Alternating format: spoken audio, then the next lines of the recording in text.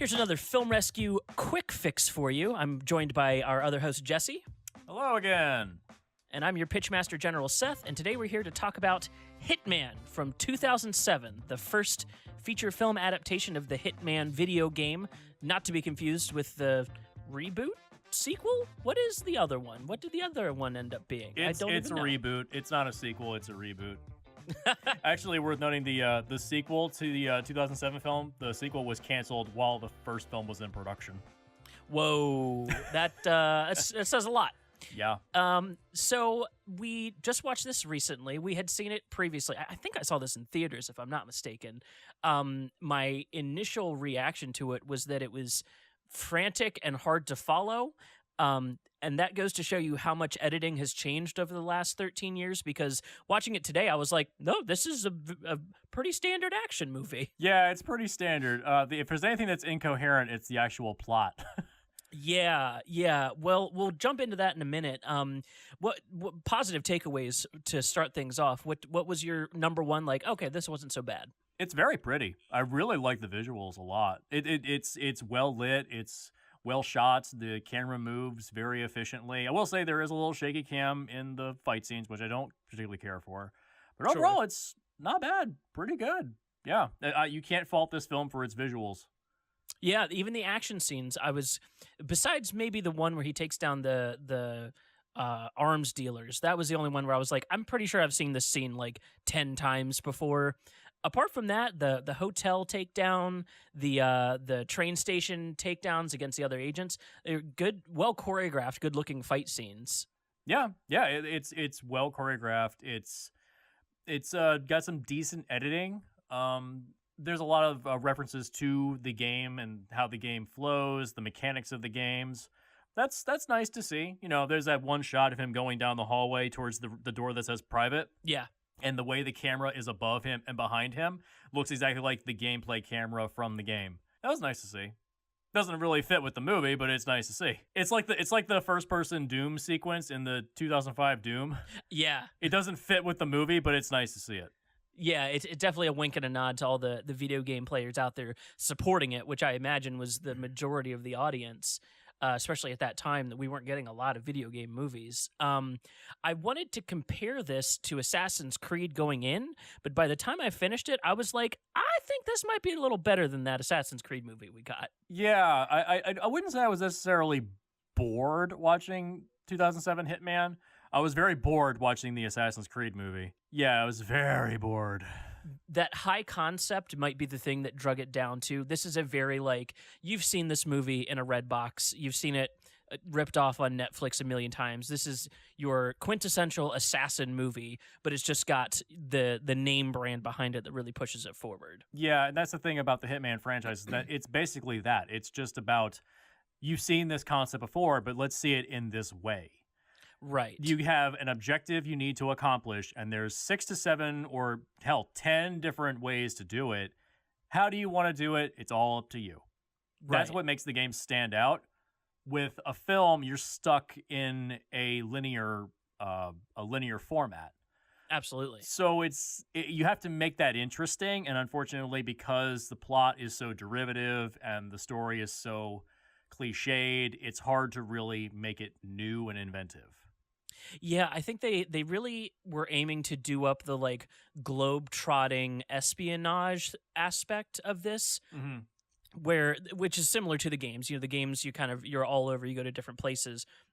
But I think that makes a movie feel overstuffed. The fact that we go from Russia to Istanbul, back to Russia to Turkey to we're just jumping all around, and so nothing really feels grounded at any point. So you're grasping for something to latch onto, and unfortunately, it's a very baby-faced Agent 47. Yeah, Timothy Olyphant is horribly miscast in this movie. This definitely needs a recast. I think I read that the only reason he did this movie was because Deadwood was abruptly canceled and he needed to pay off his brand new house. Downsides to this. My big one is I really hate a movie where our action hero is invincible God mode cheats turned on. Yeah, that's a problem with the games themselves, is that the backstory of 47 in the games is that he's the genetic clone of 5 different individuals. So he's the 47th clone of this individual, and so he's like the perfect human being. He's like perfect at everything, and that's good for a game, but that doesn't work when you translate it to film because you're kind of stuck. Right. And they even like tried to at different times they tried. The scene when they're in the restaurant before he kills the guy that he's going to assume the identity of. I think his name was Pine or something like that. Yeah. That scene where he's talking to Nika and she's like, he doesn't have an eidetic memory, but he's like really, really good. And it becomes this game and this playful little moment for them. Those were the things that, like, a lot more of that, I would have had a lot better time. But instead, like, it doesn't go into why he is that way. It doesn't explain much. And then by the time he's pitted against like 3 other agents and he's crushing it, I mean, barely taking any blows and just destroying these other agents, either the Hitman program isn't so great or he's just like an absolute anomaly among other like really good assassins because he's just a god. Yeah, it'd be nice to have that stuff explained. Can you tell me what the hell the plot actually was? So it basically boils down to the organization that Agent 47 works for is in league with a bunch of different governments, and they set up this kind of quiet coup to happen with the new Russian leader, president or something. And so they have 47 come in to kill the president, and then they're going to swap him out with an exact double that more aligns to their politics. However, they want to bury all the leads, so they try to take out Agent 47 by giving him this red herring that turns out to be Nika, and now both of them have to die because they didn't die when they were supposed to, so now they're just trying to close loose ends, which in theory could make for a good story, except for the part where Agent 47 is loyal to this company. There's no reason for them to get rid of him. Yeah, and not just that, like, they haven't discussed what the organization actually is. Also, the fact that they call it the organization. Yeah, that's good in a game. Doesn't work for a film. Like, you need to have a more direct connection. You need to understand who is doing what and why, and I didn't have a clue. I was very confused most of the movie. I hate to say that Gemini Man did this better, but Gemini Man legitimately did this better. Wow, that's a low blow. Their reason for wanting to take out Will Smith is that they have cloned him to make a better one, and he's trying to retire, but they don't want his genetic material out there. Makes way more sense. Literally, if this guy's a fucking clone, why can't that be the same story? Like, they don't want his genetic material out there because he's going to turn on them. But again, we got a very, very straightforward Jason Bourne-esque plot, and that's a part of what inspired this for sure. Yeah, this is very Jason Bourne-esque. It's very much inspired by that, and seeing it in retrospect now, we've seen the better version of this, John Wick.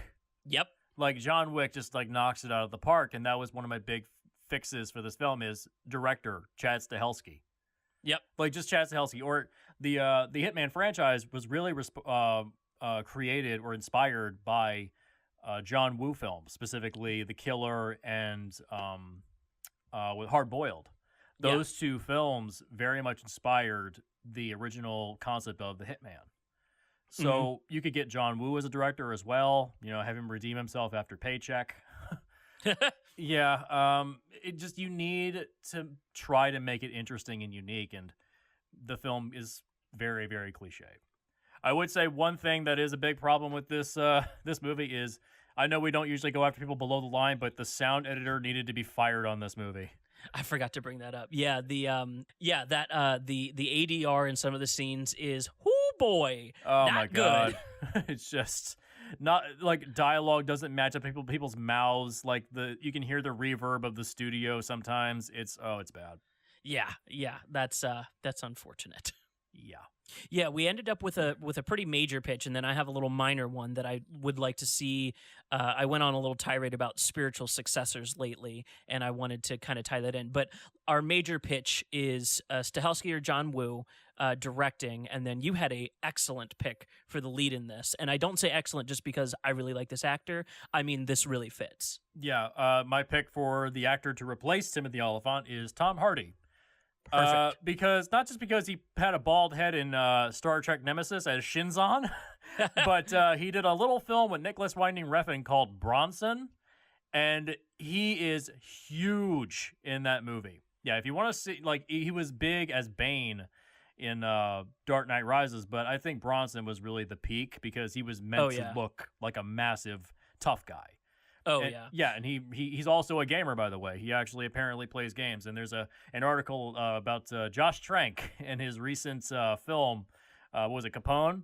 And apparently, in order to discuss like working on the film and working on the script, he would get onto Xbox and play Ghost Recon Breakpoint with Tom Hardy every night.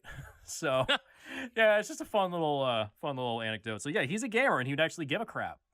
Problem is, you can just tell Timothy Olyphant just doesn't care. You can just see it on his face.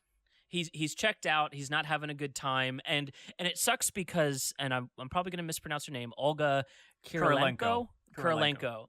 She's acting her heart out, and I love her not only because she's like drop dead gorgeous, but I've yet to see her in a movie that deserved to have her because she really, really tries, and she ends up in such like trash movies. Yeah, she does a lot of red box stuff. Unfortunately, it's a shame.